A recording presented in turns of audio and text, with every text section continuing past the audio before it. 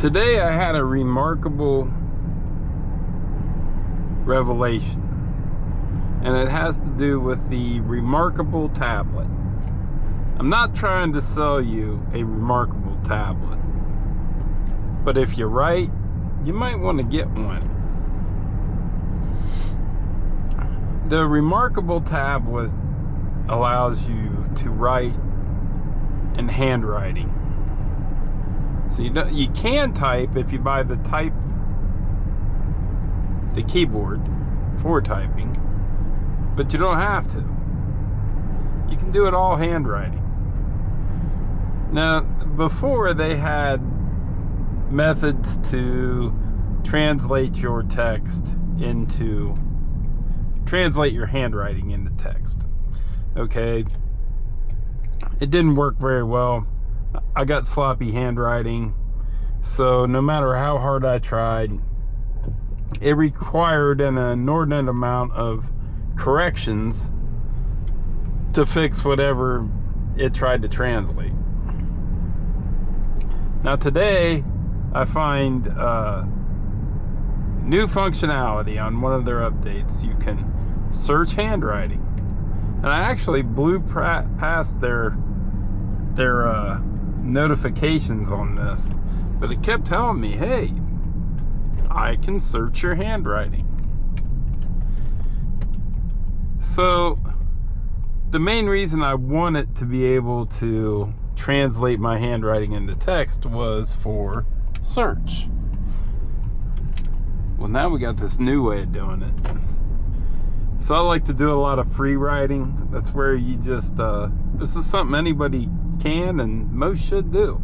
You just sit down with your pen, your thoughts, and a couple sheets of paper. You can decide on how many pages you should write, and you just write your thoughts. And what this does is it gets you to focus on your thoughts. Your thoughts are valuable. I mean, sure, probably the majority of your thoughts are not, but deep down in there somewhere, you've got thoughts that could be worth money to you. So with this ability to search, you can start linking them together. You can start finding the common ground that might have some recurring thoughts, and you can imagine how useful a search would be on all your thoughts. So let's say you could recall 20 minutes worth of thoughts for your entire life. You probably could come up with some pretty incredible thoughts just off of that. And they may not even be the original thought. They may be a thought on top of multiple thoughts. You might link a bunch of thoughts together through a search and come up with something new. Maybe I'm being clear on how useful this is, maybe I'm not. Now, the reason I use a Remarkable tablet is because handwriting is important. Handwriting is being shown to be very effective in your learning processes and your understanding of the world. It's a worthwhile thing to do. I do about 4 pages every day on the Remarkable. You could do it on paper, you could do it typing, it doesn't matter, but the point is it gets you to focus on your thoughts, which is pretty valuable. There's a missing red Honda sedan. There's a lot of red Honda sedans, and I'm not going to catch that license plate. So that's kind of a useless billboard for me. Billboard time is wasted on me. But I'm just starting to think that maybe I should put down some of these thoughts I do onto some of my videos. It doesn't all have to be about photography. Who makes the rules on these videos anyhow?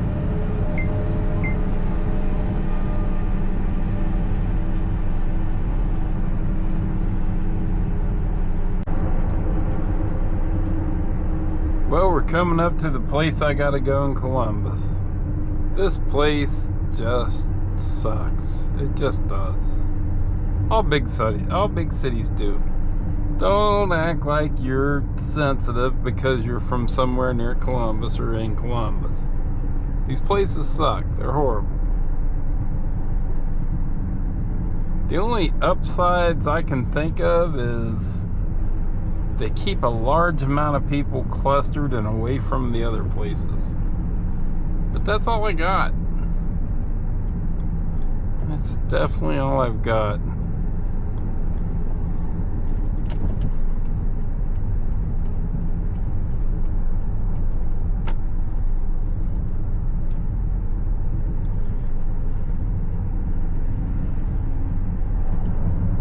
Past the airport anyhow.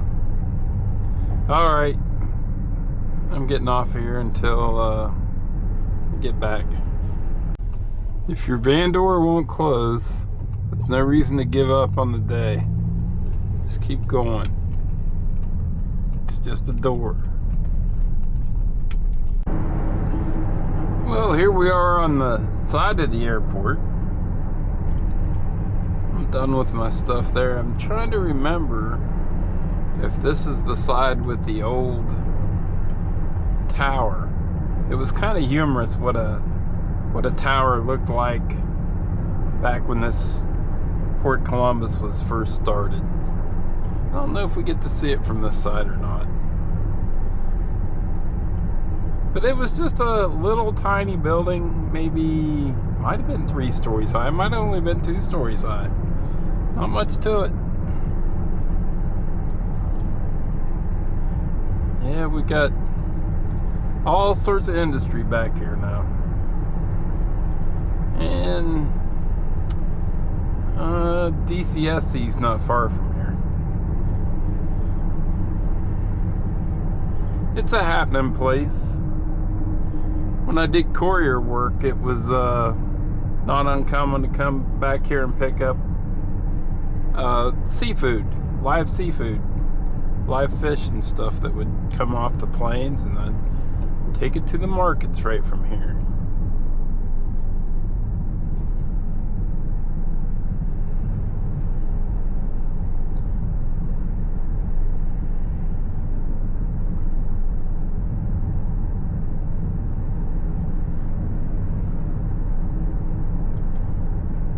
This side back here you got Republic Airways, and I think there's some stuff from Lane Aviation back here. Lane Aviation is more of your Learjet type of thing. Looks like they're building on too.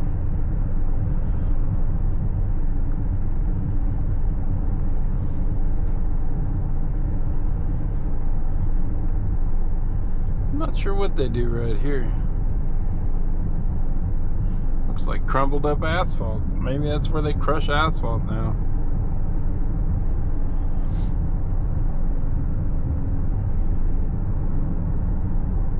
Yeah, this little building right here. So it's 2 stories plus the tower. That glass tower right there. That was the original flight control tower. Pretty cool. They'll save that building. It said future home of something, but I didn't catch what it was.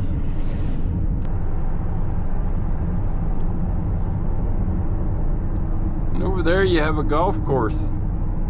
And I've heard that when a jet's coming in, you can't play. What a bummer, huh? And that's about all the excitement that that side of Columbus Airport has.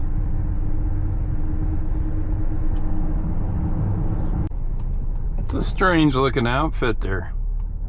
Never seen it before. Got to be like a data center thing or something.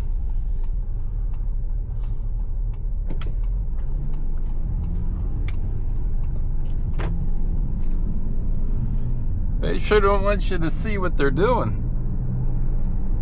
So it's definitely got to be something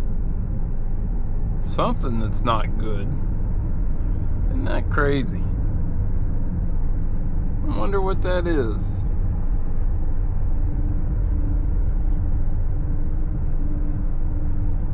They've got window or fans on them. Huh. Never seen data centers like that. I don't think they're data centers. Really strange.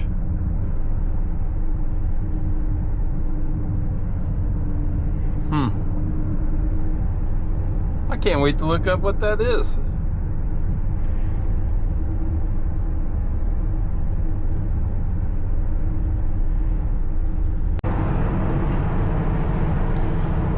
Those were one cool little car. I always loved those.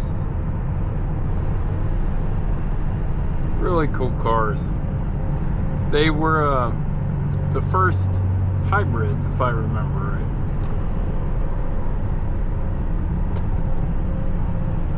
Old mixer. Those used to be worth a lot of money, the old Hobart mixers. That's the R&M Bakery, and that used to be a firehouse. That's why it has a bell tower on it.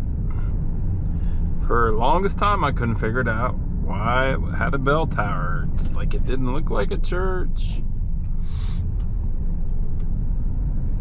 Well, it's because that's how they used to do the firehouse. So there's my interesting piece of information about Nork for today. And the Hobart mixers, pizza shops love them.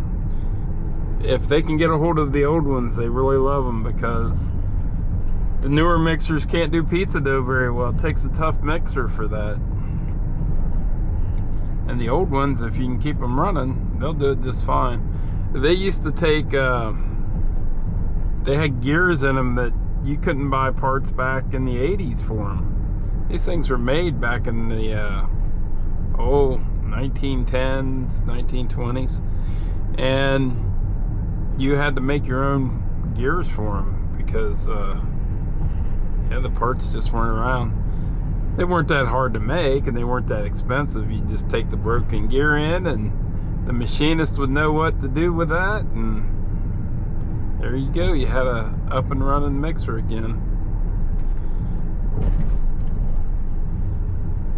And I talked to a guy that dealt in used restaurant equipment, and I didn't deal with him. He rode in my Uber when I drove Uber, and he used to tell me some things about how all that type of stuff goes these days.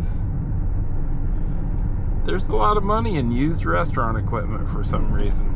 I think it's because they close down so much, so many new ones open up and then shut down. They auction off the equipment, so there's a lot of business going on with that. Keeps things moving.